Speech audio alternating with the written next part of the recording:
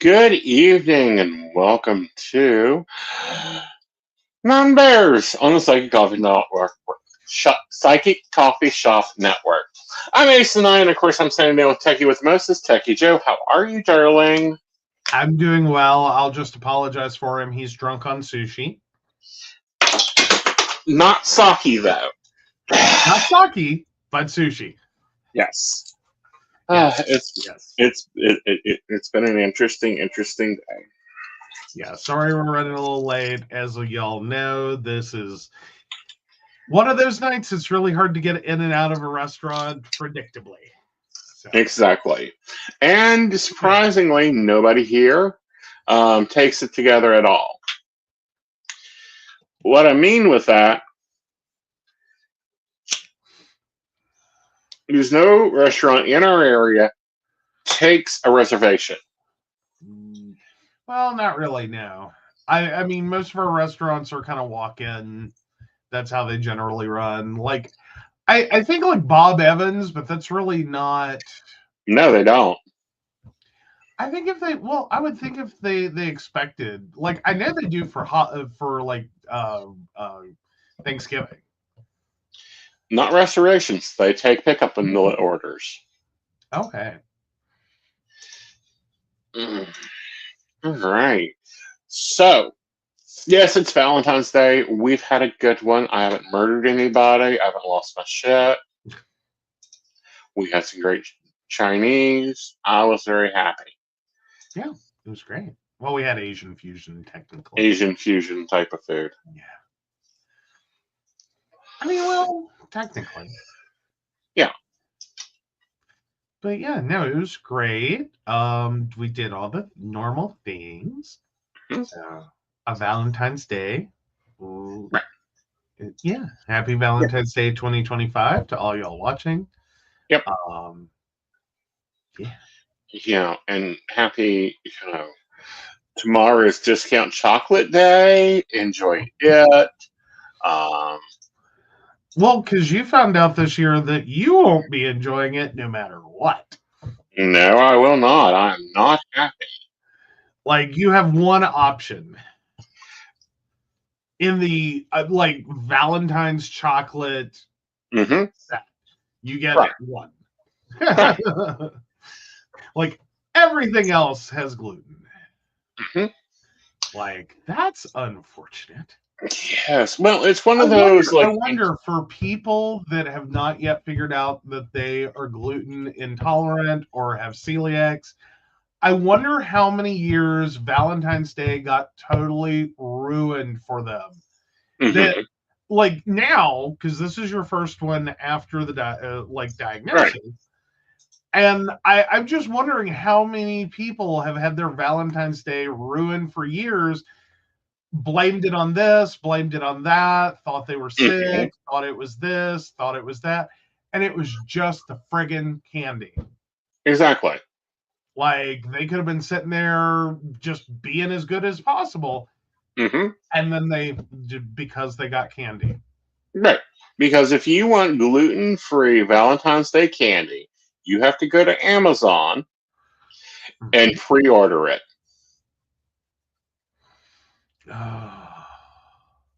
Well, at least we know that for next year.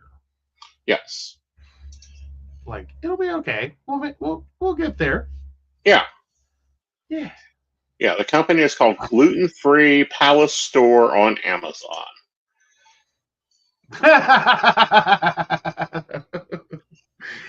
Oh, yeah, we were so Shannon was like, we were wondering when you were showing up. We were on Messenger deciding if there was a show or if it was just late. So yeah, hey Shannon. Hey Brenda. So we came up. Thank you for the Discord message. Yeah. You're welcome. Sorry, the restaurant was a little busy. Yeah, and we were having that moment, like, it's not exactly the restaurant, but the restaurant was the catalyst that threw everything wonky.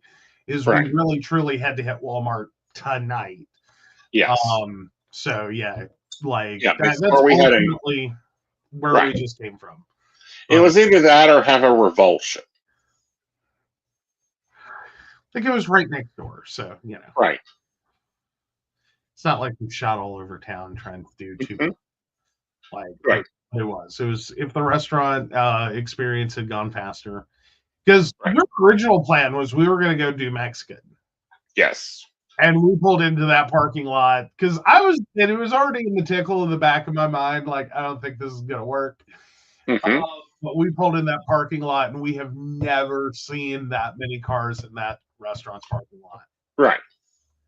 Like half price drink special, they don't have that many cars. Like, Super Bowl Sunday, they didn't have that many cars. mm-mm. Like, no, they I've never seen them have that many vehicles. Right. So yeah, it was like, yeah, that's not gonna work. Right. And the thing is though, with that restaurant, it's like we know they're all for the restaurant. Right. Because everything around it is closed except for the Dollar General, which has its own parking lot. Yeah. And it's like, yeah, there's no way ballet class. Exactly. Like, it helps there's no lights in that building, so we know it's closed. Right. Like, no one's at the ballet studio. Exactly. And yes, we actually did Valentine's Day on Valentine's Day. Can we address this for a moment? Because this has been like a thing with everybody. Okay. And what I mean by a thing,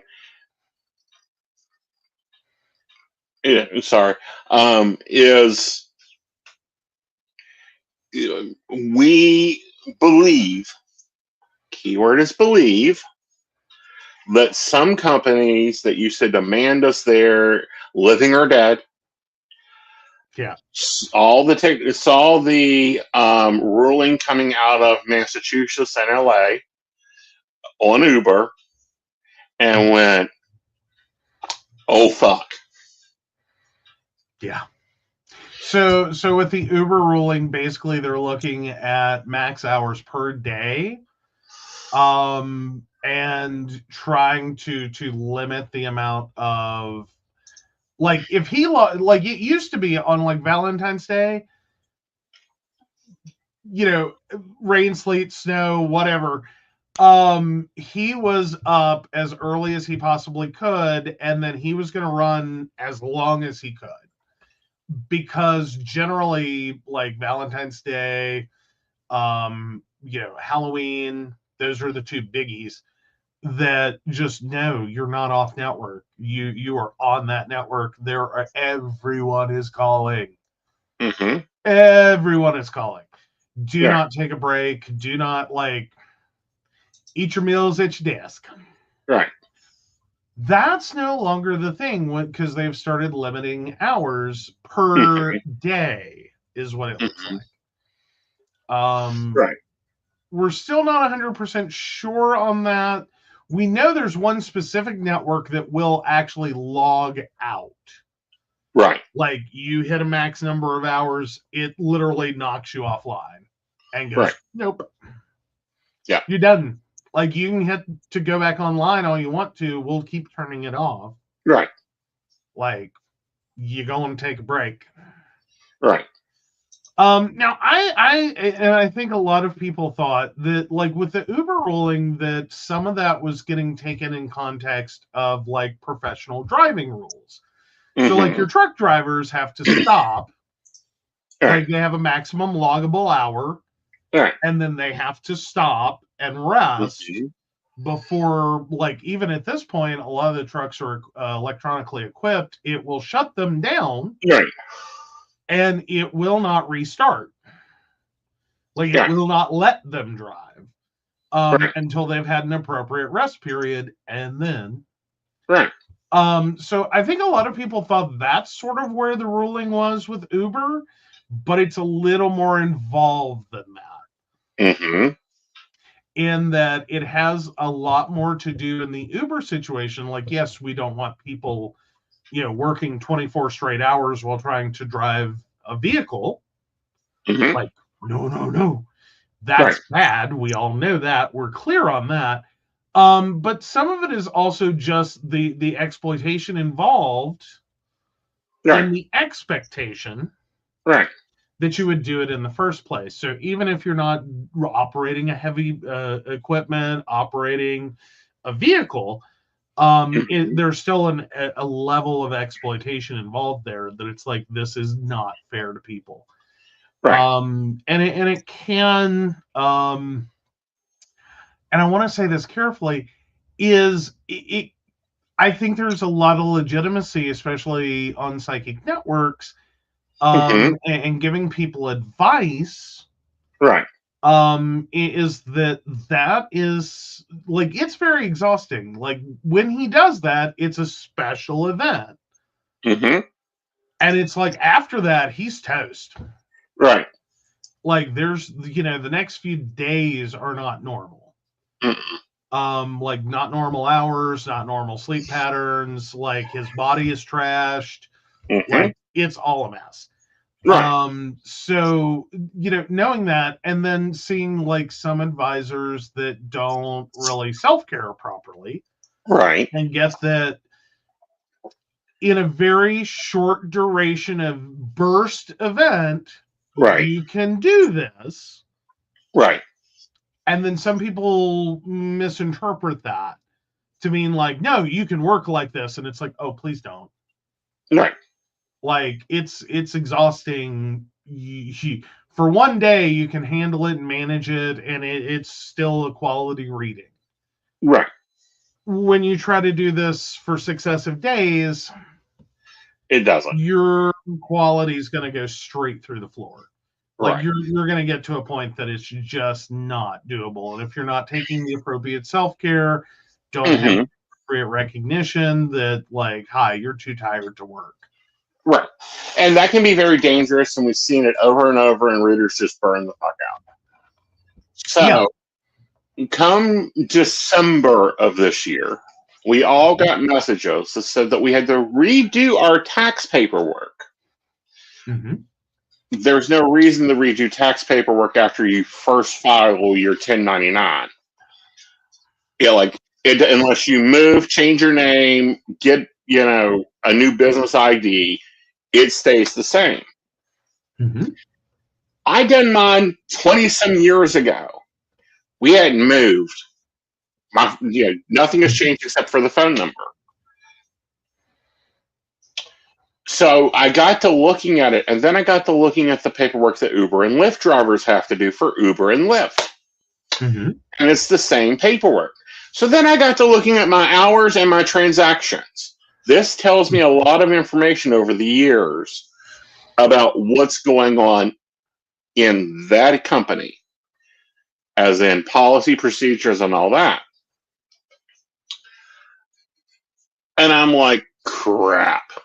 So we pulled it up, and I sent it to you adapted to Psychic Network. Do you still have that? Oh, I think I do. Yeah, because now I don't have the original. I have the shortened version. Right. Is if we adapt it, once we take out the things that really don't seem to apply, it would be 12 hours within a 24-hour period. After 12 hours, psychics must log off until 1 a.m. Because that system reset.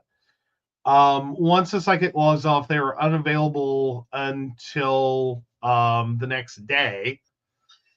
And then the system will automatically log psychics off after 12 hours if they do not log them off themselves. Time spent logged in and available counts towards the 12-hour limit, including short pauses between questions. Time spent offline does not count towards the 12-hour limit. Now, granted, that was in terms of, we're thinking that there may be some calculation difficulties going on there too. There is, because they're implementing this, and it's kind of letter of the law, not spirit of the law. And it's not really taking a few things into consideration. Right. So, The mileage is going to vary on that one greatly. Right. So what I did in taking that, and then I'm going to talk about the recourse of it, is I went in and I said, all right, when is my call volume the most and when is it not? And every time I log in evening hours, I go dead when I come to do the show or when I take a nap or when I do whatever. Yeah, so there's a window there that it's like, and then nap time. And then it's like I could have slept the rest of the night. So with that, I am doing differently. I have a set schedule. No matter what the day is, I log in at midnight Eastern Standard Time, which is 9 p.m. Pacific Time, and I run till 4 a.m. I log out for an hour, which is at 1 o'clock. I log back in at 4, and I run to 8. Well, you log out at 4, you log back in at 5, but yeah. Right. Yeah. So the breaks are getting in there. The hours seem to be working. But it does look like they're kind of doing some throttling across the board.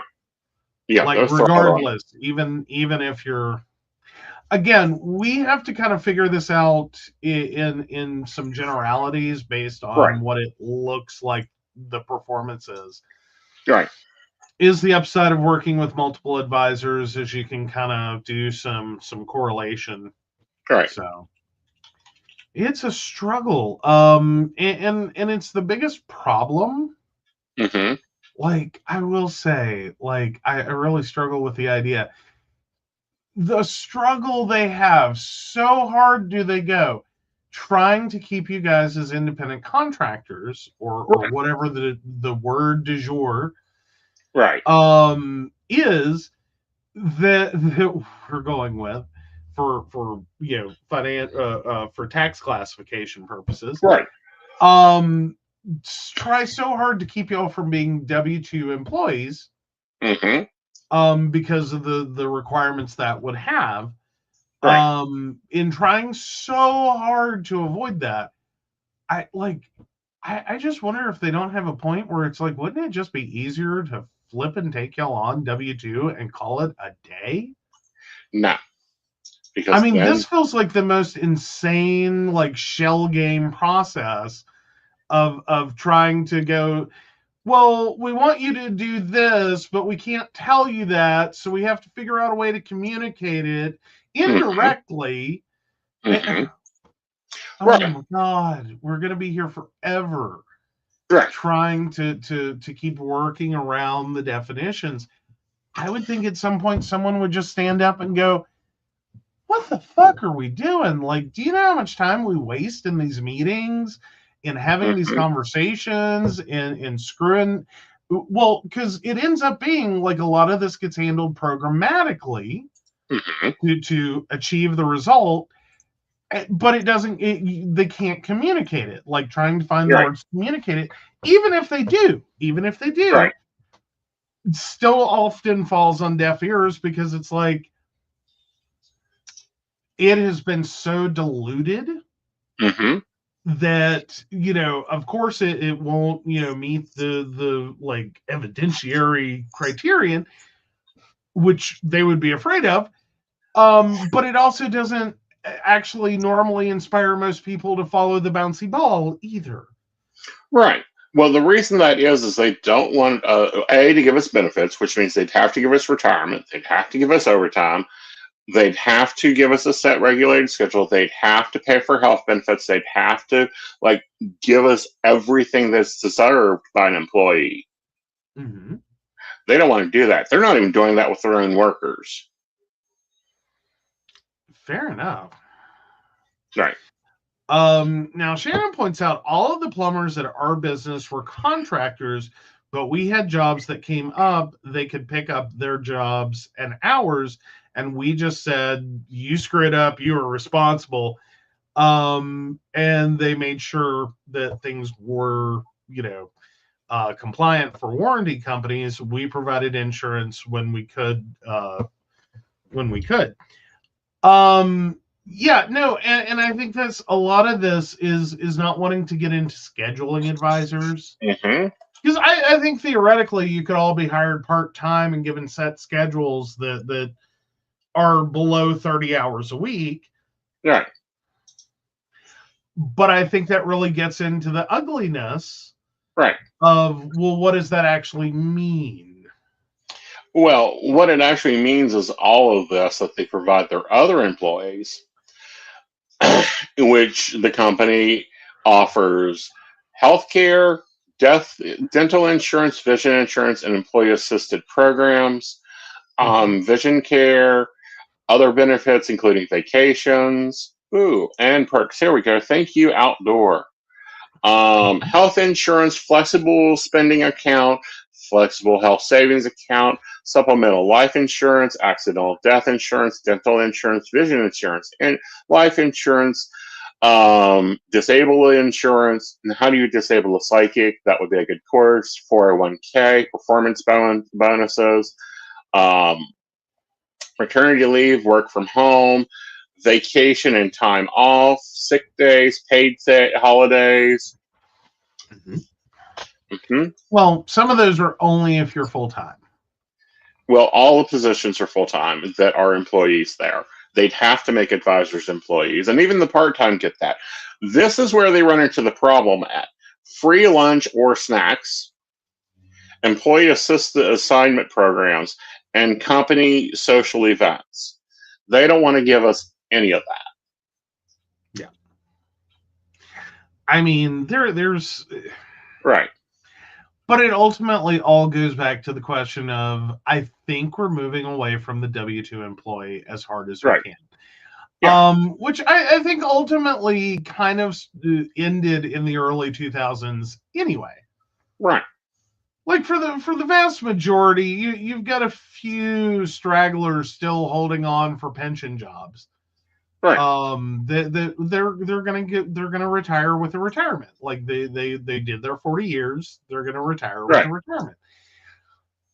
Most of the workforce now, that's not happening. Right. Not with a single employer and a full comprehensive retirement. Like it's not going to happen. You're at best in some 401k, and we hope you put enough away in IRAs. Like good luck with that. Right. And yeah, but can you imagine? I've been there 23 years. I would have 3 weeks of paid vacation, 20 sick days, also a 401k, the amount of overtime in a week they'd have to pay me, and then they'd have to come up with a rate to pay me that is feasible. I mean, because my billable rate's $120 an hour. So, but again, that could very much be something they work out in what they charge the client per minute, or in bulk package rates. I'm just saying there's options here. There is. It's not the prettiest picture. It's not the easiest thing to digest, and some of that could all come back to like changing how the platform fees work. Right. Just saying. Because the platform fees are where they're really making their profit, and that's a large part of the conversation. But I think for most employment, not just yours, but for most employment, I think we're really starting to move away from the W-2 worker. We've been trying to for years. Like companies have wanted to move employees away from hourly, at least into salary. If not trying to find different ways to exempt them otherwise. Right. Either through, you're an independent contractor, you're, a manager, you're whatever. And now we have more of the gig economy, and we are actually hiring. Well, they're not even really hiring people. People are signing up, to provide services and use a platform like Right. Uber or Lyft or DoorDash or whatever. Right. And they're doing even more with that because the company we're talking about, all their tech people are being hired off of Fiverr. Yeah. All their administrative is being hired off of Fiverr. With some interesting results there. Like, I'm not trying to trash the platform. I'm really not. I do still struggle with the concept. Mm-hmm. Like, it's not a Fiverr problem. Right. I think the quality is as good as the quality is. The availability of quality employees is what it is. Right. The real issue comes in is the lack of understanding, especially in IT, of the difference between trying to manage a system in perpetuity and trying to do a one-off project or supplement a team for a one-off project, even if it is to a perpetuity system. As in, this is your primary database, this is your primary system. It starts with a business, it runs to the end of the business. Like, there's, even if you change systems, it's still a perpetuity system. That when we're trying to do that when we're looking at hiring people out to just come in and do work piecemeal, if you don't have a base team, a really strong base team that's with this perpetuity system, you're not really going to have the kind of ability and insight to understand what you're doing. So that's my IT opinion. Well, my opinion is this: if you don't because we know they don't document this shit. I've pointed out places they don't document well. How can someone pick that job up or repair that job? The sad reality is we've spent at least 15 years now, if not almost 20, really heavily pushing the idea that documenting code is a waste of time. That, you can't get your deliverables out the door as fast if you're wasting time documenting your code. I've had my own experiences with that, and it was funny. Like 2 hours to fix my heavily documented code, 2 weeks to fix a coworker's undocumented code. Because you could figure out and step through mine and what it's doing and why it's doing it. Now, it took me longer to develop. And yeah, once it was fully functional, I spent my time sitting there coding making sure I had notes and stuff to explain what I'm doing and why. Because I know that coming back to this 2 years later, if it blows up for any reason, it's a struggle. Yep. It's a continual struggle of trying to understand the code, because me and you have had this problem, because I will hard code something and you'll be like, help, you done this? And I'm like, oh yeah, you just have to change this character and this character. Drives him nuts. What are we even talking about? When I hard code HTML and you go in there and try to change something in it, and because I haven't documented the behavior that I want coming out of that cell, you get confused with it. Oh, okay. Yeah. Yeah, that always makes stuff difficult. But I mean, because in some ways, you really do need to be able to either notate why you're doing the thing you're doing, or like to communicate the idea of, like, why would you do it this way? Oh, because it won't actually do the thing. Versus some instances where it's like, did you not have a better way?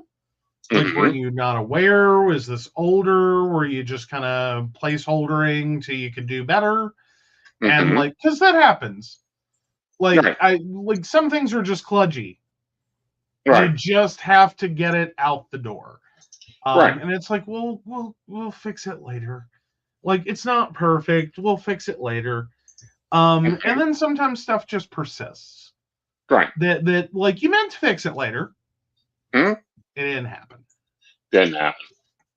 So, or that company's closed, or this plugin's no longer available, or Lord knows my event calendar plugin I hate with a passion. And you're the one that originally found it. I know. I still hate it. I would prefer to have a plugin that would show a Google Calendar that has specific information on it, and we'd be done with it.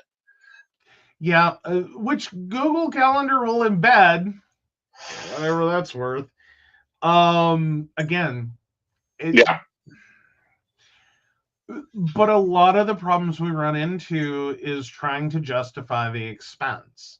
Because I will flat say there's a lot of things that I would be very happy to use if I didn't have to contend with the idea that the amount of money that I would have to spend per month to support all of that would far exceed anything I make off a client.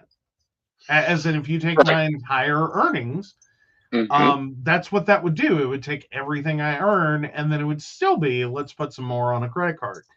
At least in the sense of, spending negatively.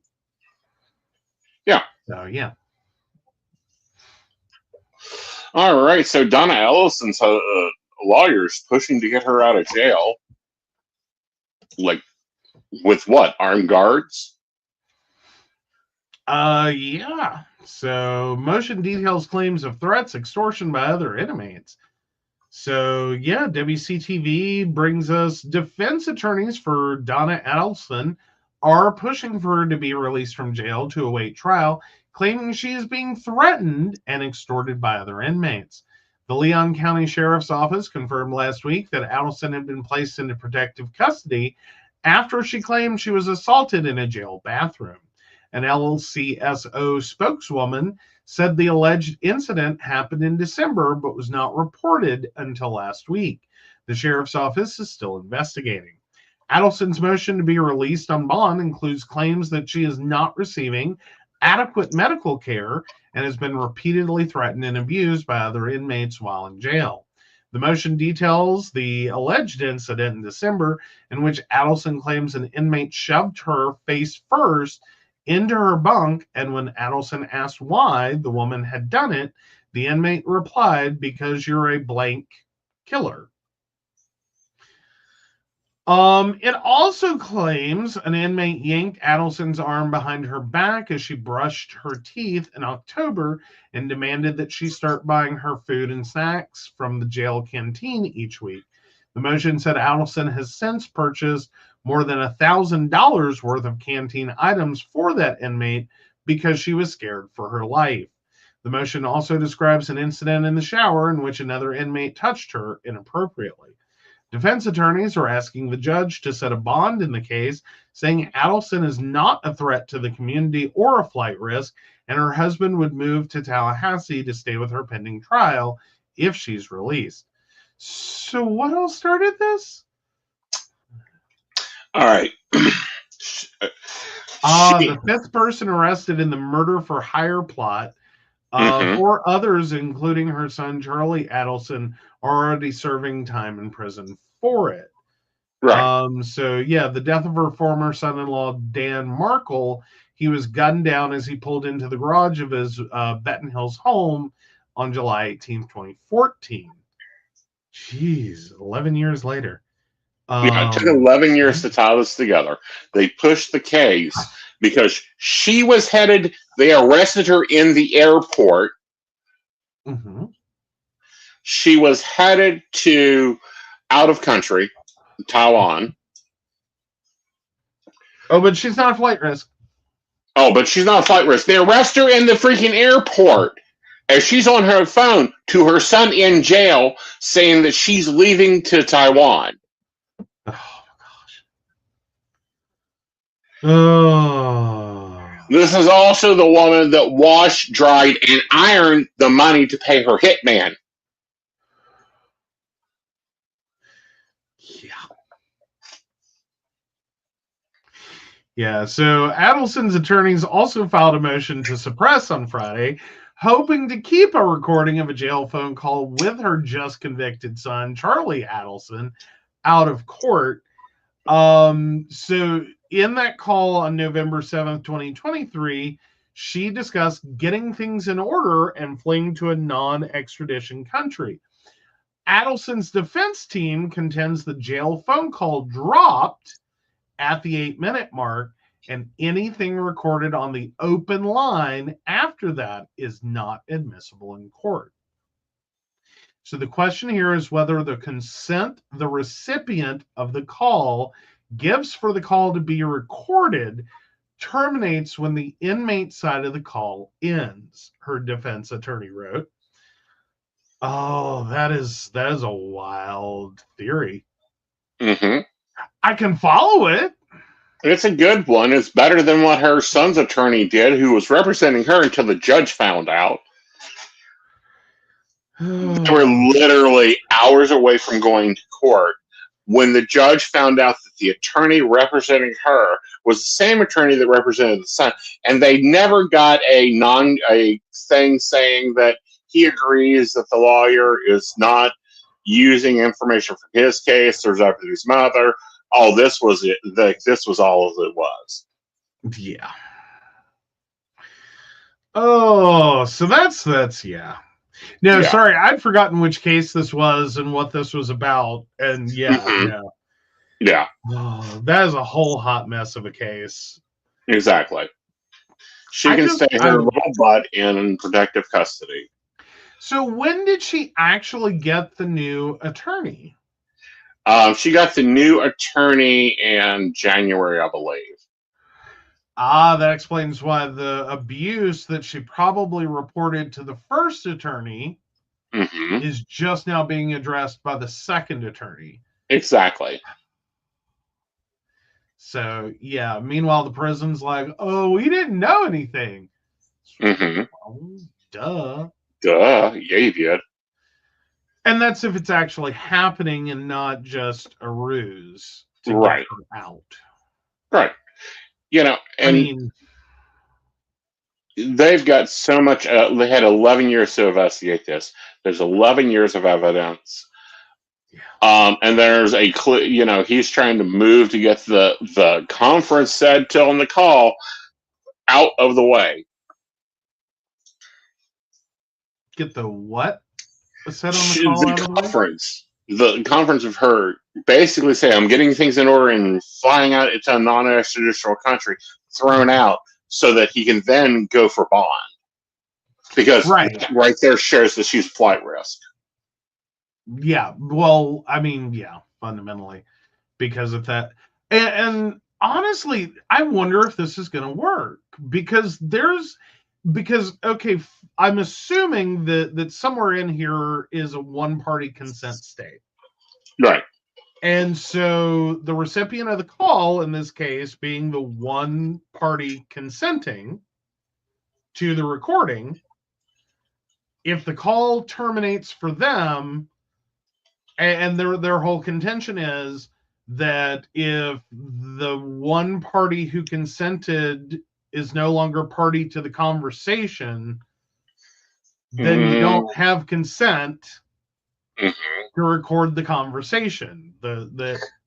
It's sort of like if I start a Zoom meeting and hit record, and you don't know that, not a thing you can do in Zoom, but let's pretend for a second you can.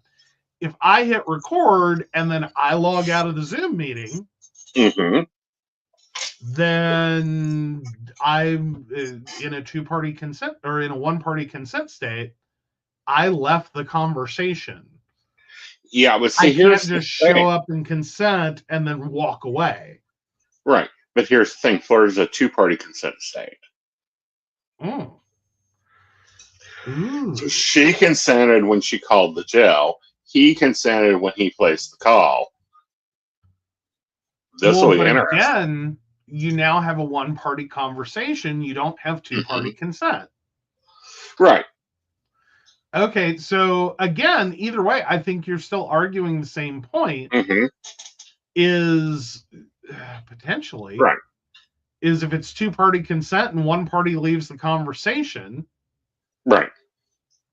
then Yeah.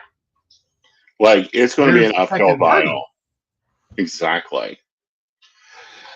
So, it might be harder to get secondhand goods, especially in Russia. 1 second. I don't have that one up yet. Well, that's not Pope Francis. Nope, we're headed to him in later. So, yeah, I know. I've got it. Why Russia is seeing a rise in demand for secondhand goods. Russia is witnessing a huge interest in used goods and appliance repairs. This has more to do with high inflation, an economic crisis, and Western sanctions than growing environmental awareness. So yeah, interest in consignment stores, secondhand shops, and repair services for household appliances is growing all over Russia. As the cost of living soars, more and more consumers are refraining from buying new products such as clothes and shoes and turning to cheaper used alternatives instead. In times of economic instability, young Russians in particular are spending less on travel, entertainment, and luxury goods. Last year, the inflation rate in Russia rose to 9.52%, significantly higher than the central bank's forecast of a maximum of 8.5. The authorities' attempts to curb the rise in prices, which included an increase in the key interest rate, had little effect. So, Russian economist Igor Lipsitz believes that the actual annual inflation rate is more than 7 times higher than the official rate. He explained that the Russian economy is increasingly similar to that of the former Soviet Union, which was geared towards military needs. During the Soviet era, considerable funds went to the arms industry, with social issues taking a back seat. The experts pointed out that given the economic instability in the country, those who repaired products or sold used goods could live more comfortably. So, yeah. Might see a reflect of this across the globe. Yeah. The more demand in appliance repairs as the prices of new, particularly important household appliances are rising, and many Russians are looking at their older ones repaired. This has led to interest in repair services, which reduces waste and results in a result in negative impact on the environment. One of the benefits of this trend, Violta, an online marketplace that was originally created to facilitate exchanges of goods between private individuals with a turnover of 1 trillion rubles, that's basically $1 million, is now one of the most important online retailers in Russia. A number of advertisements for repair household appliances rose by 45% in 2002 and 64% in 2023.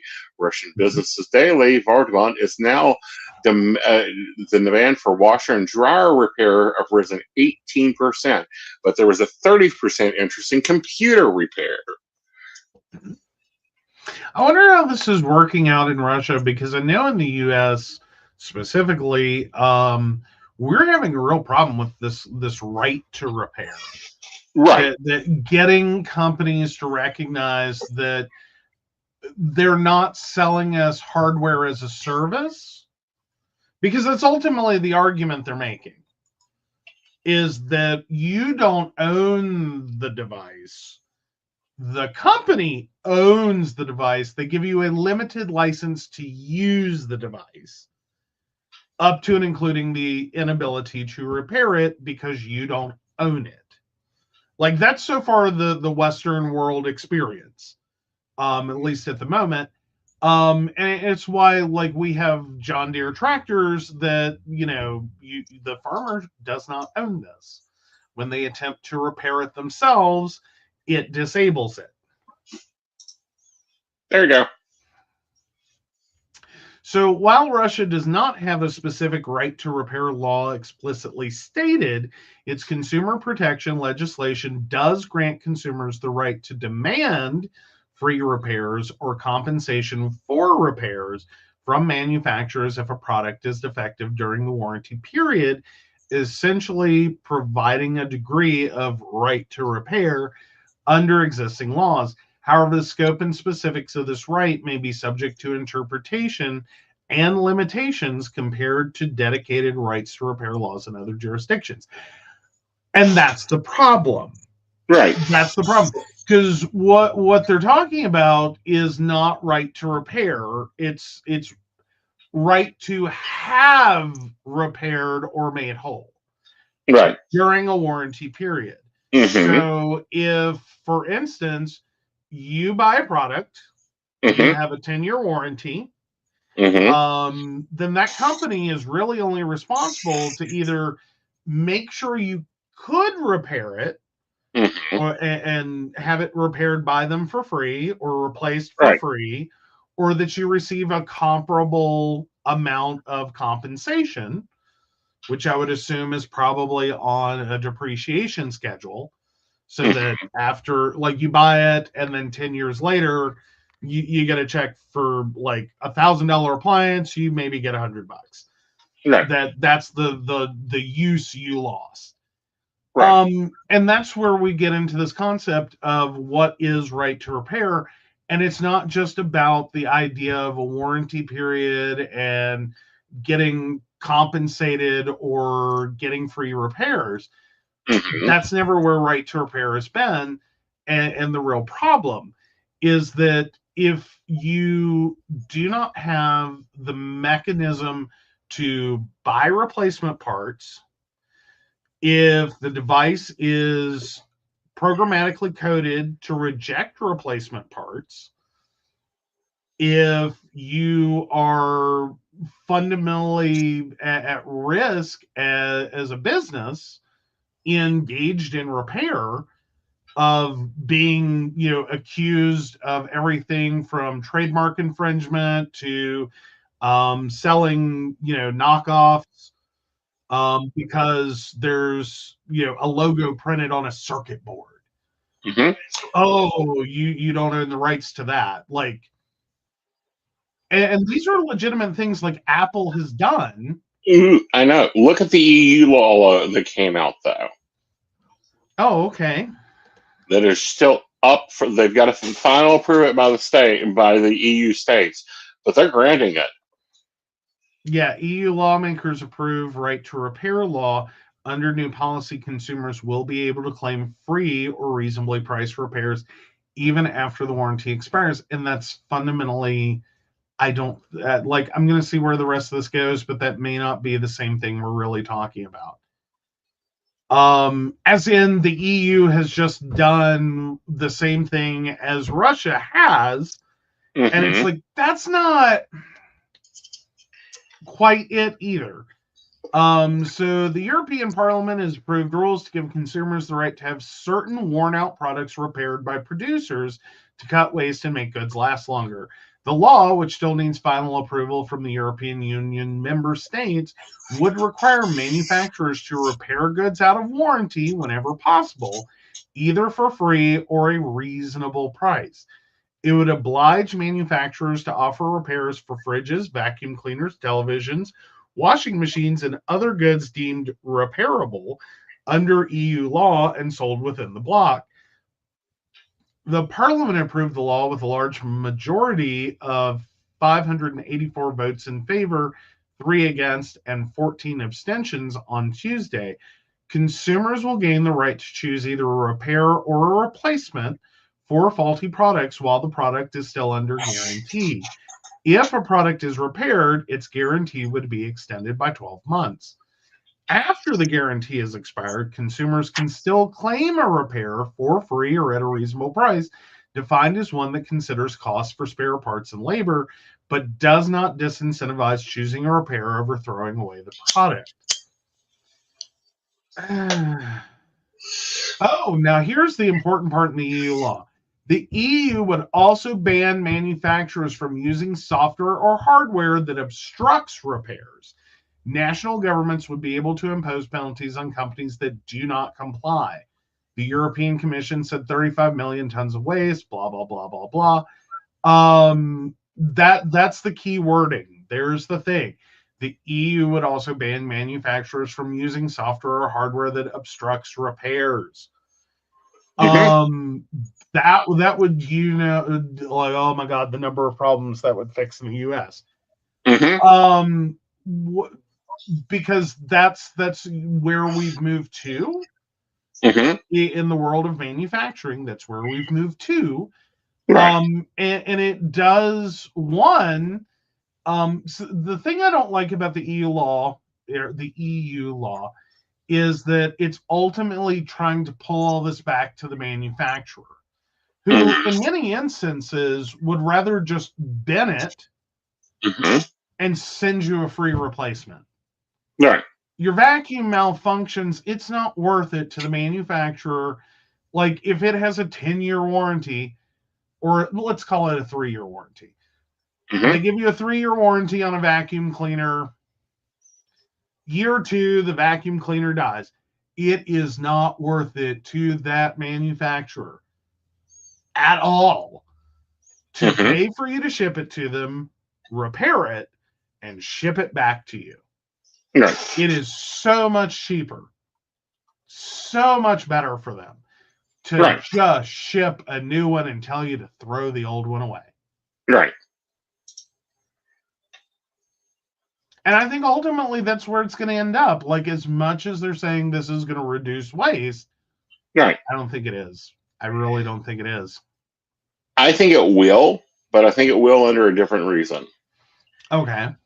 I think that whole thing about stopping repairs, that's going to fix itself. Like, that'll make it worth it alone. Oh, that portion of the language of the bill is very, very important. Yes. Like, it's super important. Yeah. That alone. Because it does open up the ability to repair it potentially yourself. Right. To operate a repair business. It's like right now, I really can't do a lot with an Apple PC. Right. Like, or any Apple device. One, I'm not investing the money into getting Apple certified. Two, Right. if I become Apple certified, Apple dictates what I end up ultimately saying. Right. That even if something is repairable, Apple can decide that it's not. Right.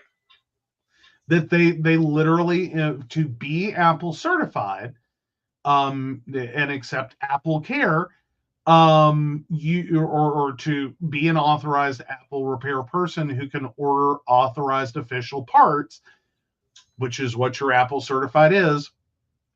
To do that, you have to agree that, for instance, if Apple says you don't repair an iPhone 7, no matter what the problem is,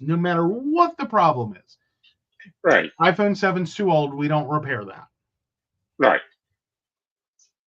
That's it. Doesn't matter if it's like, I can fix this in 3 seconds with a can of compressed air. Apple says, right. No, you can't. So that's where I also wonder where and how the EU law is going to be interpreted, or if it's so far removed from it that those kind of bans and blocks would still be considered legal. Right. Because that's the other part of it, is that we struggle, especially as repair-based businesses, to get the parts, like to procure parts without being certified, even refurbished parts that are just, here's your original part, someone recertified it, someone did something, and shipped it back. That in and of itself can violate. Right. That no, now it's a knockoff. Mm-hmm. But it's your original product. Yeah, but we didn't give a license for you to import it. Right. Because that's the harsh reality. A lot of the repairs is for circuitry and such end up being done in bulk through foreign companies. Right. Which, I mean, that's fine. I'm not arguing like, oh, America first or whatever. That's not my deal. My deal is that like it's a cool business model. Take all the world's broken iPhones, ship them to a business that will sit there and on an assembly line, disassemble them, quickly figure out what's repairable, what isn't, what's scrap, what's garbage, what's whatever. Right. Run it through a nice, clean process and fix it, and then sell the repairables or the consumables for repair. Brilliant business model. Wonderful business. Great business. Y'all are amazing. Then we turn around and run into the problem of then trying to import those repaired parts into another country. Right. Or even within that country, find out that as you are repairing those parts, you are not an authorized repair person. You can't do anything with it. You're not allowed to do that. Right. Legally, you're not allowed to do that. Yeah. Like, that's where we've ended up. And it's ridiculous. Yeah. Because if you don't think this applies to vacuums, oh, this shit gets smarter every year. Yeah. Like, I mean, good luck repairing your Roomba. It ain't never gonna happen. Yeah. Now, granted, a Roomba is a lovely device, but it's a small computer running on itself. All right. So let's go ahead, and first of all, we want to send our well wishes to Pope Francis, who's in the hospital again with bronchitis. Yes, and other health elements. I'm going to say within the next couple of years, we might be seeing some more white smoke. Well, I mean, that is kind of the unfortunate part of being Pope. Right. It's kind of the pinnacle of career achievement. Right. Unfortunately, that means you are generally of an advanced age. Right. So it's kind of hard to find a Pope that'll last a few decades. Right. Like, I don't know. I still miss the original Paul. John Paul was a lovely Pope. I can't remember. Longest serving Pope. I know we've looked it up before. Right. We haven't. Yeah, Pius the Ninth. Yeah. And that was for 32 years. John Paul II was the second longest at 27. Right. Yeah. Hi, Jane. Yeah. Right. So, for those unfamiliar, we're going to be voting on Joe if Joe's the asshole. Your choices are, yes, he's the asshole, no, he's not the asshole, everyone shitty here, or you're a dill pickle. Is the last link I sent you, darling. I'm getting ready to read it. There we go. Am I the asshole for reporting my coworker for cheating in the company walking competition? At our last company meeting, they announced there would be a step competition. Participation was voluntary. If the average number of steps is greater than or equal to a 5K per day, all participants get a Friday half day. The person with the most steps overall wins an Apple Watch. We would log our steps during work days only for 20 days. I've been in a funk lately and was glad for the excuse to get back into my fitness routine. I love running and asked if steps from running could be counted. Matt, who volunteered to manage the competition, said it did. My goal was 20,000 steps a day, thinking this would easily put me in the lead. But on day one, this guy Dave posted 23,000. I sent him a message on Teams saying something along the lines of, "It's on." The next day, I put up 24,000. He answers back with 25,000. Another coworker, Jenna, also joined in. The three of us started having daily chats about our workouts. By week 2, it's looking certain one of us will win, and the whole group is absolutely getting a half day off work. Then I checked the log, and out of nowhere, Tiffany, who'd been posting 10 to 15,000 per day, posts 65,000 steps. For perspective, a marathon I ran resulted in 52,000. So I'm skeptical, but also maybe Tiffany ran a casual ultra marathon on a work day. Who knows? I sent her a Teams message. That's a lot of steps. What's your secret? She said she plays volleyball and wanted to count the steps from her games, but can't safely keep her phone or watch on her to keep count. To solve this problem, Matt looked up a chart online that gives a step equivalent for other activities. Example, volleyball equals 89 steps per minute, tennis equals 133 steps per minute, etc. Fair enough, but the math still ain't mathin', so I said, wow, you must have played for like 8 hours. Her reply, well, I also rode my bike. Now, this is where I call bullshit. So I clarified, you counted riding your bike. Turns out she didn't just use the chart for volleyball. She used it to count everything she did and convert it into steps.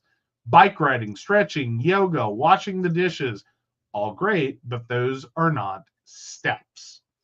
This seemed pretty lame to me, and I just said, I don't think that's really in the spirit of this competition. And immediately went to Matt to ask about this chart. Specifically, if bike riding counted towards steps, he said bike riding didn't count. It was too different and also unfair since not every employee has access to a bike.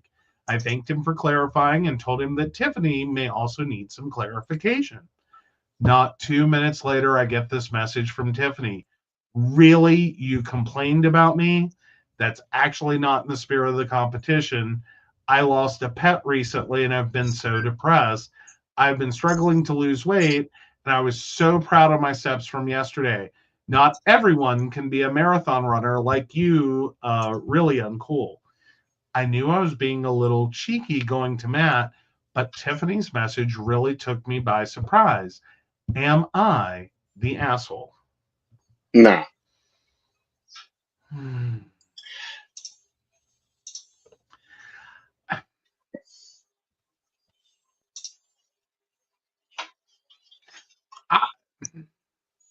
See, this is why I hate these kind of work competition things. Like, I'm going to call it a dill pickle. Okay. Because that's my general theory on these events, is that you have some people that just aren't going to participate. Okay. Then you have some people that are going to reasonably participate. They're going to do your best. They're going to, try to do what they can do. It's not going to be like high performance, but they're here. They're doing their part. They're trying. And then you get this one little group that is going to look for every single competitive thing. They're going to duke it out over an Apple Watch. And it's like, really? Like, you're creating warring factions within your company, laced out of these 4 employees. Right. Do you really think that's helping your company? Right. Like that. Like, this is the idea of this healthy little competition. Right. Is you're going to get some teamwork out of it. Unfortunately, what you end up with is like cutthroat, like any which way you can to win. Right. Because you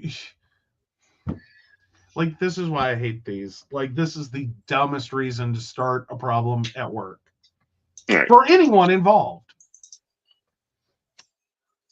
All right. So since apparently YouTube has took away their polling. Oh no. Yeah, I can't launch a poll. I should be able to launch a poll. I'm not able to launch a poll. Of course, there's a lot of things that are going on with Google. Just vote. The options are yes, you're an asshole reporting your coworker. No, you're not an asshole reporting your coworker. Everyone's shitty here. Or you're in a deal pickle. Shannon goes, why does it matter? Everyone gets off a half day. Why you care? Does it actually Someone gotta affect get your the watch. daily life? Someone's got to get the watch. Mm-hmm. And that's the problem. For want of a stupid watch, Right. like I get it. It's like $300-400 probably if it's the nice one. Does anyone even know? Does anyone even really care? It's ultimately the trophy. Mm-hmm. And literally over a few $100s, you're going to now have 4 employees at each other's throats. Right. Yeah.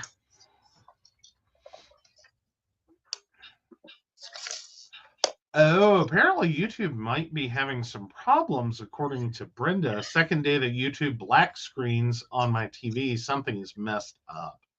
Mm-hmm. Oh, yeah, and then Shannon says Apple Watches suck. If you're serious about training for marathons, Garmin. Fair enough, fair enough. Mm-hmm. All righty. So, sorry about the polling. Yes, we want to just pop your vote into the thing. Your options are yes, no, everyone's shitty, deal pickle. And I will calculate it myself. All right. So we got an everyone. Yes, everyone is an ass. Awesome. All right, so let's move into Ask Gay Bros. All right. Let me pop back over for that one. Oh, nope. I think I missed it. Oh, great. Now I got to go find it. Uh-oh. I You will copied grab it. and didn't paste? I copied and didn't paste. And then close the tab. Yes. Oh, my goodness. The things that happen around here, Hey, look, we have a show, okay? We have a show. Fair I haven't enough. gone off to discuss, like, diametric pressures with anyone. We're doing well.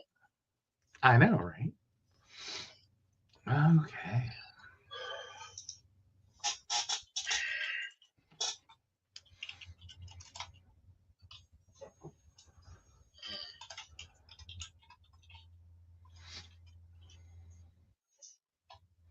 I feel like you're really committed to the one you had. Yes, because I liked it. Okay. Didn't even save it in history? Like, it just, like, poofed? Let me even check and see if my history saves. It should.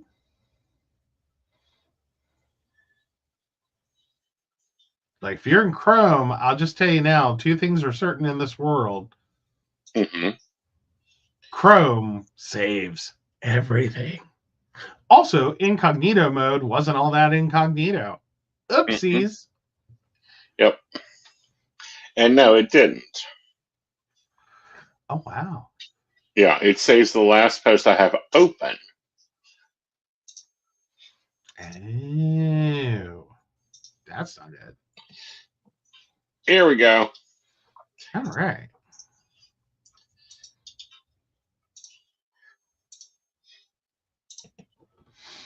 All right, so Ask Gay Bros over 30, and this has the flair of 40 to 44.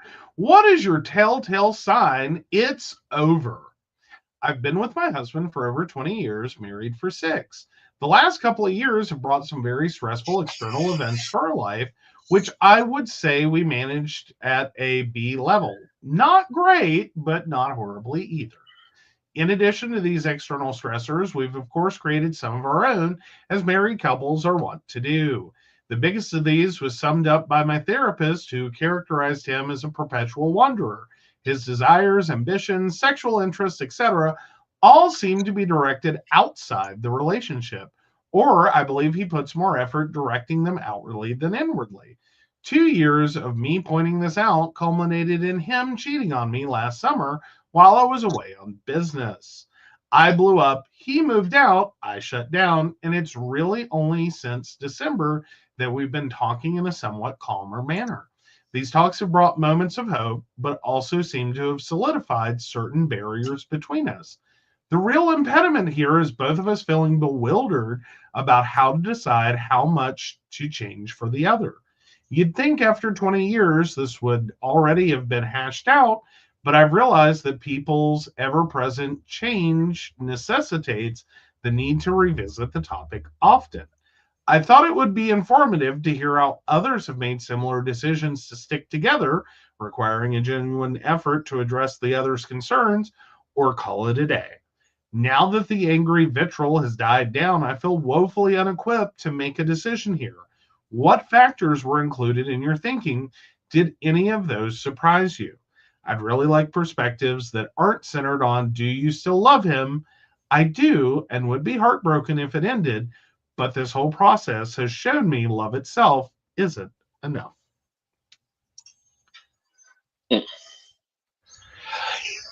See, mine is when I do not care.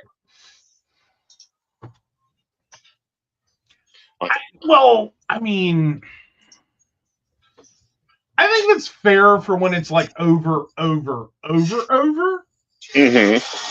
I think there's always going to be a spot before that when it's kind of like the writing's on the wall. Right. You know what I mean? Like, it's just, like, we could, like, it's that moment of, like, we could go on like this. Mm-hmm. But is that really what's best for us? Right. And I see your point there, but mine is when I stop caring. When I stop caring about Valentine's Day, if he took his pills, if he done the dishes, if he's home, if he's not home, if he's feeling good, he's not feeling good. Yeah, that's when my give a damn busted is busted. That relationship's busted. There's no saving. There's no going to therapy. There's no talking it out. There's no negotiation. I mean, yeah, but again, I still have to kind of qualify that as like, that's pretty much not the beginning of the end. That's the after the end. Right. That's the. You know what I mean? Like, there's nothing else to do. There's just, it's done. Right. Yeah. Like, you know what I'm saying? Like, but I feel like with this question, it's I don't know whether to close this door or not. It's not, I've already walked through the door. It's over.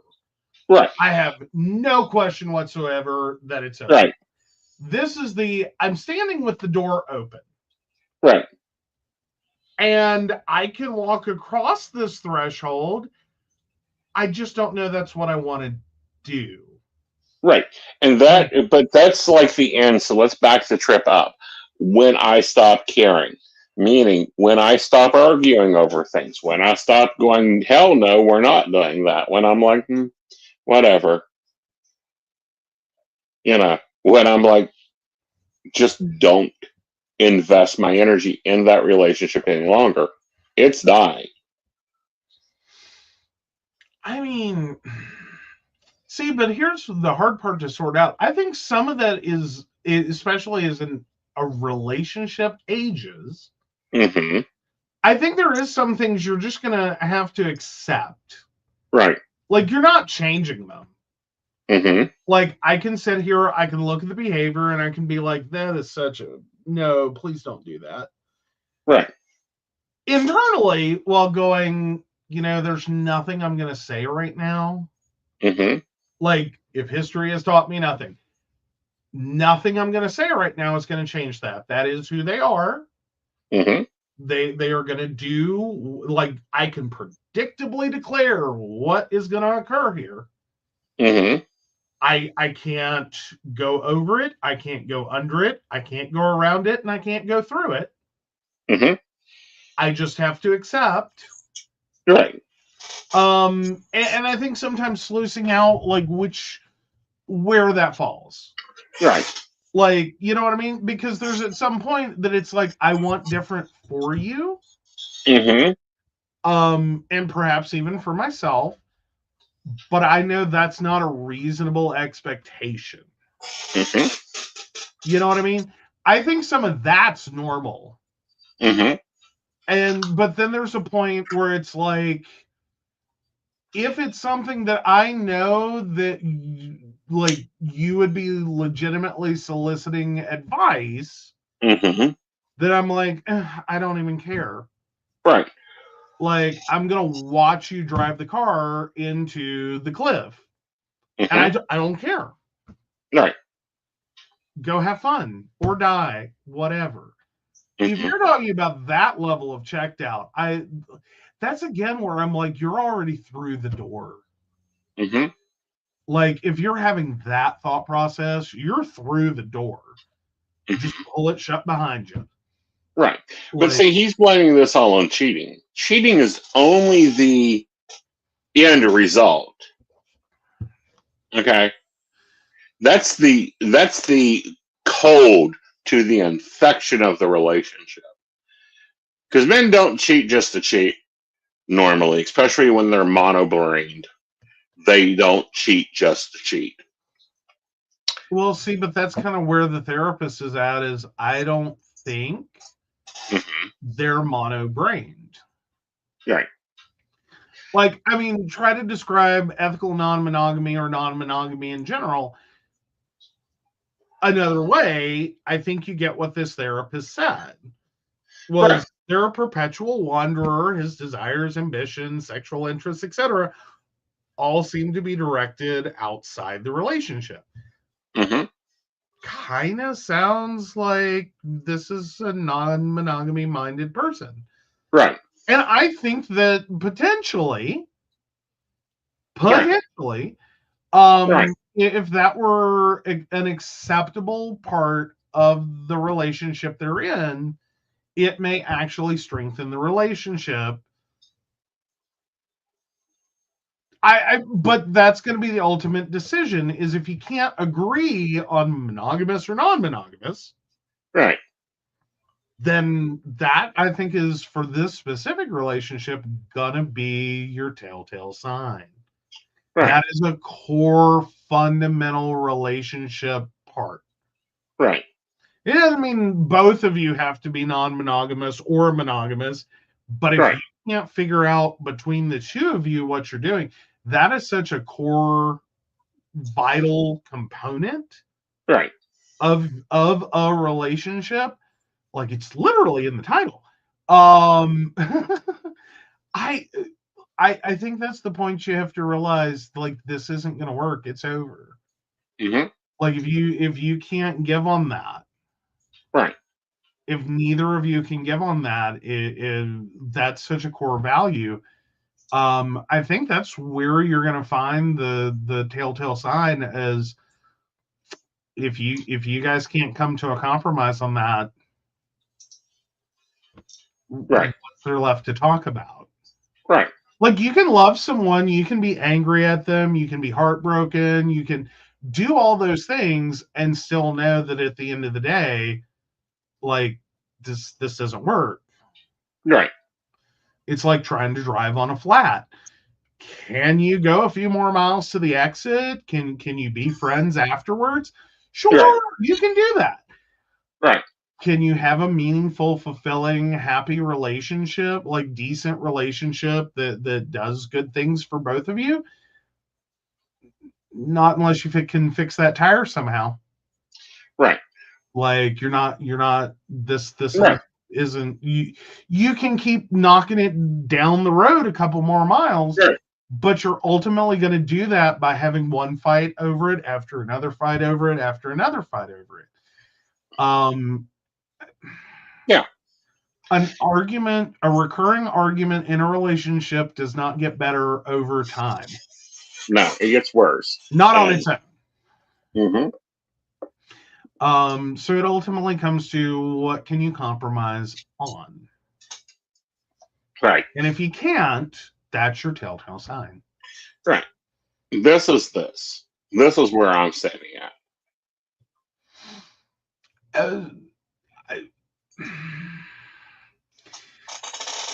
See, that's where I'm kind of having an issue. Okay. How to best describe this? Because we know that there are benefits to a non-monogamous relationship to the individual relationships they're in. Right. But if you're not balancing that, that's an issue. But this sounds to me like that what they're still trying to process is the cheating.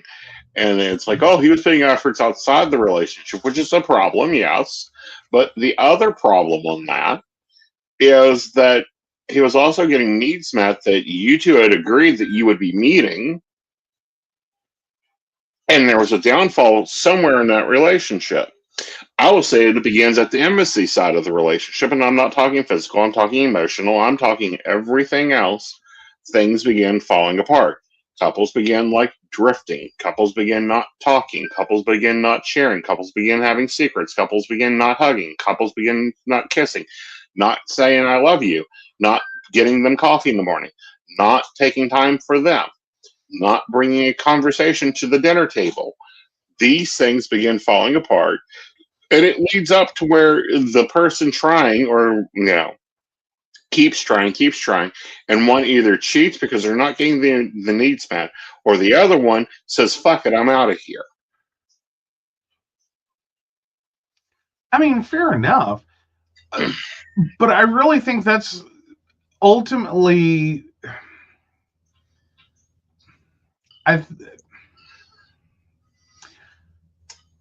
the point I was trying to make was that I think that what the therapist was kind of alluding to was that, said another way, sounds a bit like non-monogamy. And that what we have seen is that in non-monogamous agreed relationships, the situation is often that you have an existing relationship. The new relationship invites NRE, new relationship energy, and that time can often positively influence the older relationship. It rejuvenates it as well. Because it creates new appreciation for different things about your partner that you may not have seen until you experience different things with another partner. So you can, have greater appreciation for a prior partner, which we also see over time for serial monogamists. That you may not have really appreciated the relationship you had a decade ago. Right. 3 relationships later, with a partner doing something totally different, may suddenly have you hearkening back on that ex, going, God, I didn't realize how good I had it. Right. On maybe this one specific thing. But it, I think, creates a lot of confusion sometimes for serial monogamists. Right. That don't understand what they're going through. Right. And it's not that you just suddenly fell back in love with your ex. You just got a whole motherload of appreciation for something you totally took for granted. Right. Until you encountered someone that's like, not that. Right. So I'm wondering if that's part of this. I'm not trying to make the case y'all should be non-monogamous, your relationship should be open. It should be open for your partner, not for you. Like, that's not where I'm at. I'm just pointing out that this sounds like the key issue that if y'all can't come to consensus on, that's your telltale sign. Like, if that's what they need is to go have a string of relationships, then appreciate your 20 years together and set each other free. Right. That's all you can do. Like, you know what I mean? Doesn't mean you don't love them. You can love someone you're divorced from. You can love someone that abused you. You can love someone, anyone you choose. Right. And that's actually a valid emotion, and a lot of people need that pointed out to them. Mm-hmm. Like the number of people who leave, and I'm not saying abuse is occurring here per se, but the number of people who leave abusive, horribly abusive relationships that still love their partner, the person who abused the shit out of them, we often treat that as an invalid emotional feeling. It's not. You're allowed to feel that. Like it's totally legit. The problem is often attached to acting on it. That like you have to realize sometimes love isn't enough. That it's just not gonna cover. It's not spackle. Right. Okay. It's it doesn't cover everything. Sometimes you have to go, I love you, but you're gonna kill me. Like a diabetic eating nothing but candy. Mm-hmm. It's not wrong that you love candy. It's you have to know when to stop. That this is going to kill you. Like that's a choice you can make, Mm-hmm. but the one everyone's rooting for is that you get it and understand it. That this is a choice you're gonna have to make differently. Right. You can feel about it however you want. You can love Tootsie Rolls till the day you die. You have to know when you've had enough. Right. You know, and everyone is different. Every relationship breaking point is different. Mm-hmm. And, you know, you learn that over time. You learn those, you know, like if A occurs, then, you know, it's kind of like driving down a road and you see, you know, a stop sign. You know, the pre-stop sign. You know, you're going to have to stop. Or you see a construction zone. You know, you're going to hit construction. It's going to be slower. The same thing occurs in relationships all the time. Mm-hmm. And a lot of people ignore those little signs and they add up quickly. Mm-hmm. All right. So, since we don't have an official poll, because apparently I have below 500 subscribers, yay, that's something they've decided to add. Oh, dear. Yes. So, here is the way it looks like it has come out, and then we'll read comments on the Are You the Asshole? All right. It looks like you are the asshole, and everyone is shitty for reporting your coworker. All right, so it's a split. Yes. All right. I mean, it happens. So all right, pop me some comments, and we will read them through.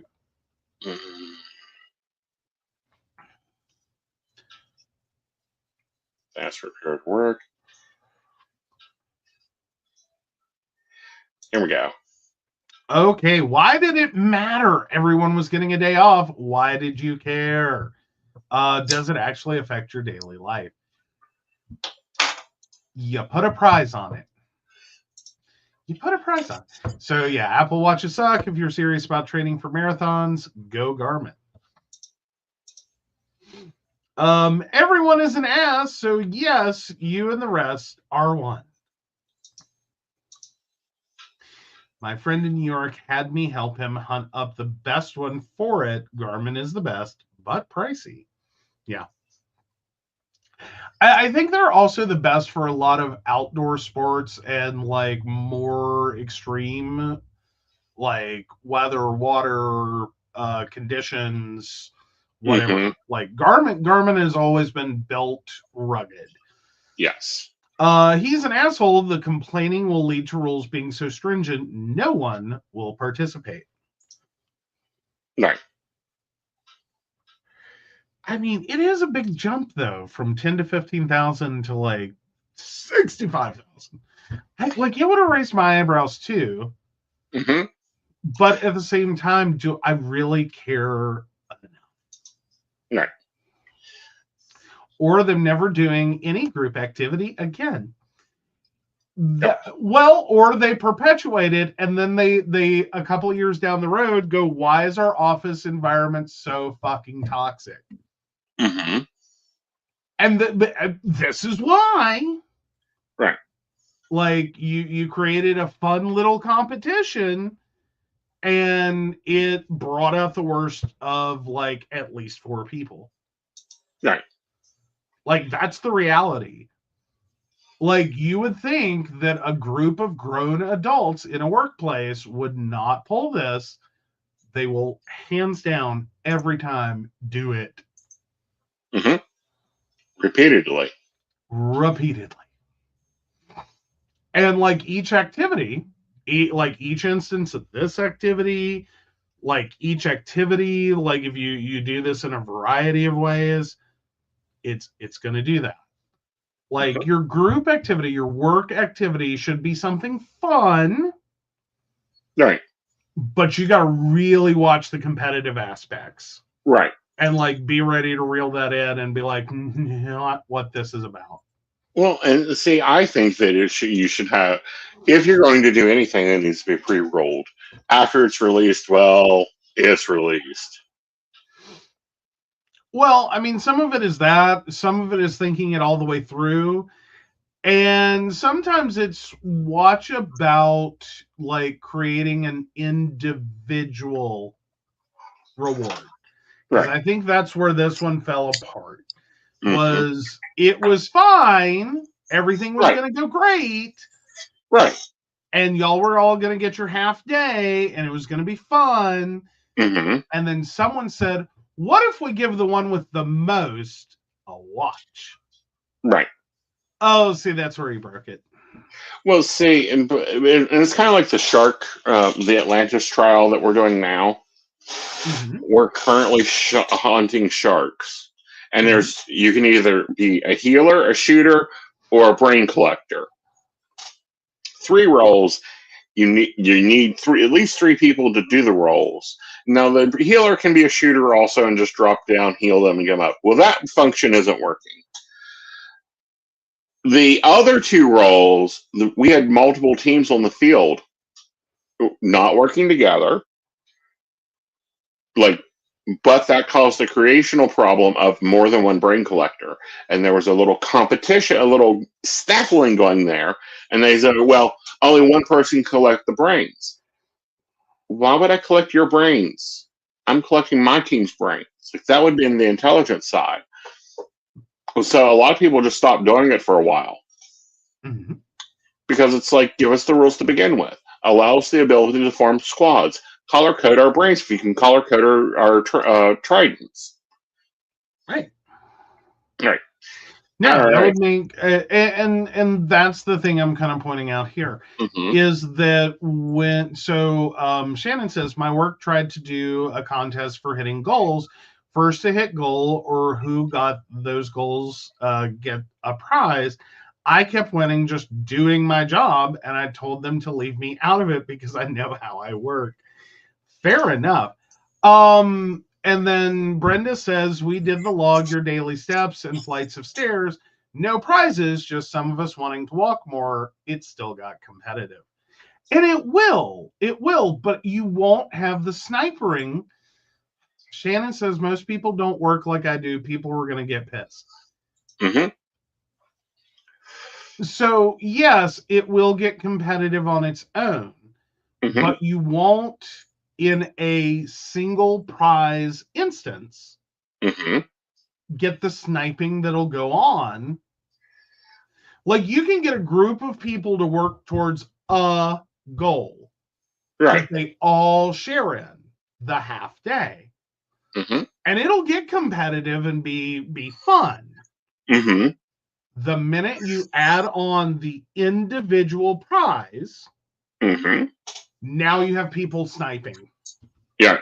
It's no longer about the competition and having a little bit of fun, and we all share in the win or lose. Now it's, well, that's over here. And then we have the actual goal that a small group of people are going to snipe for. Right. And that's when you start tearing people apart. Well, that's when you need to have rules, clear, documented rules on the competition. Steps are only steps. What your feet hit, not biking, not pedaling, not transfer, not they must be recorded by your device. No adding them. I mean, like this competition could have been done so simply. But this is what a failed plan is. Well, right, because they added in the individual prize for who had the most. Right. That's where it all fell apart. And that's when you do need that level of like ridiculous spell out. Mm-hmm. And you can't do this. And like there's 400-page terms and conditions. Right. When it was just, we're going to count our steps. And if we can all like get over 5,000 or whatever, then we get a half day. Right. That was all easy and doable, and no one was going to get too crazy. Right.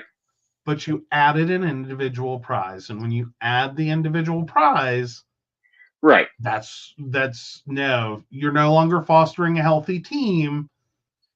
You're creating winners and losers. Right. In a way, especially when it's a half-brain idea. Well, yeah.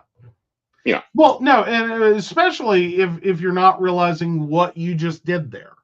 Like, I want to know where HR was on this one, that looked at this and went, oh, yeah, that's a great corporate idea. Because I would think most HR people would be trained enough to have spotted that one. Right. And at some point, oh, we still got the sniping. Manager said, I did not start this. You all decided to do it.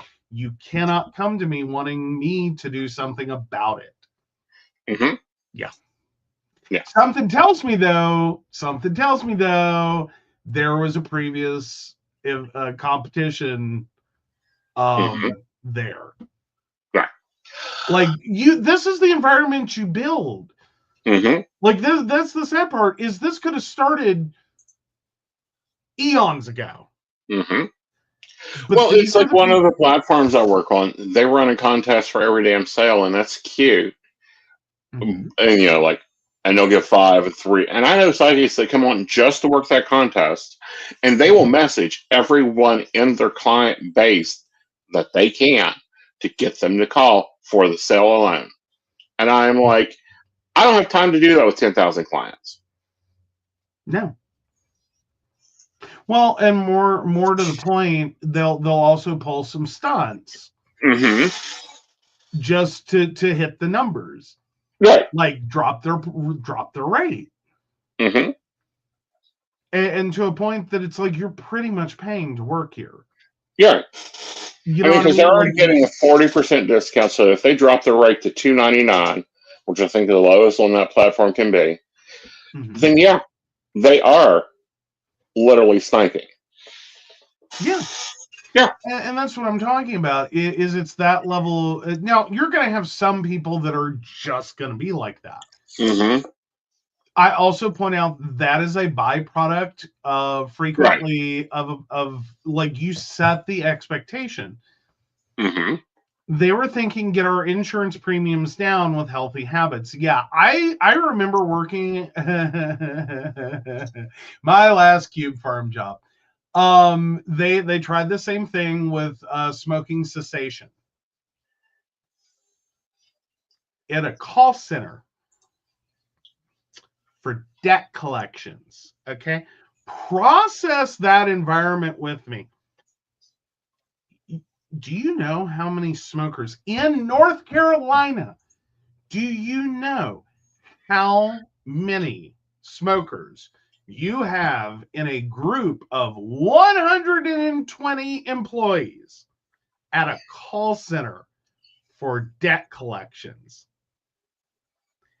Do you know how fast this turned into a group of people going after every single smoker in the building? You want to talk about animosity, hatred? Like, I can tell you when it hit incredibly toxic levels in that building. Right. When they started this. When they started a smoking cessation for over our insurance benefits to make us healthier. Mm-hmm. It's like, oh, you might have got a few people to quit, Mm-hmm. maybe. You did get a few people who legitimately straight up quit their job. Right. You have a group of people that now hate each other. Mm-hmm. I don't call that healthier. Right. So, again, it all goes back to companies. Really think about what you're trying to do. Mm-hmm. Because some of these, you're just going to create a fight. Exactly. Like, really think it through. I feel like that was about to be a brawl. It just about was. Yeah. Yeah. All right, guys. Because keep in mind, I do want to say this real quick. Keep in mind, for this call center, things that are actual call representatives were not allowed to have included letter openers, staplers, non-safety scissors. Do you know what it is like to work for a company that has safety scissors? Again, process this out with me. Why? Because sniping a customer or a debtor at the end of the month, when you're trying to hit your goal, was enough for these employees to physically harm each other. And you brought in smoking cessation. Mm-hmm. Mm-hmm. Mm-hmm. Yeah. Mm-hmm. See, as a company perk, they should have bought cigarettes. We did have a running joke about if they put a cigarette machine in this building, they would make more money off the damn cigarette machine than they made off of the calls. God forbid you let us smoke at our desks. All right. So with that, yeah, Brenda says, don't mess with smoking or caffeine in a call center. Exactly. Ma'am. All right, so of course we want to thank Beverly Walker, Mika G, Brenda, Joan Owen, Shannon C, Shannon D, Lady Gwendolyn, Caitlin Bell, Devin, and Bella. If you'd like to learn more about us, the show, or how you too can become a Patreon sponsor and receive all the wonderful benefits our baristas receive, please visit us at pcsbnetwork.com. Yes, and we will see everyone on Tuesday at 8 p.m. Bye, y'all. Bye.